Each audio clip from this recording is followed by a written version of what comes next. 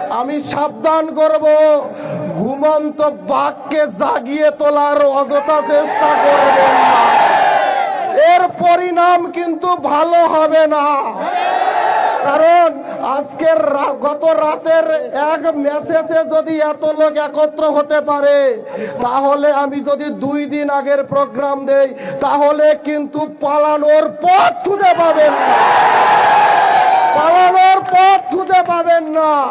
অতএব সাবধান হয়ে যান। ভাই আমার, বন্ধু আমার, মনে রাখো, মুসলমান কোনদিন সংখ্যা দেখে ঘাবড়ায় না।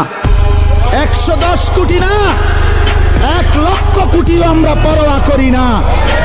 আমাদের আসমানওয়ালা আছে, আমাদের আল্লাহু আকবার, আমাদের আল্লাহ বড়, আল্লাহ বড়, আল্লাহ বড়। বড় যুবক কে বড়? জোরসে বলো।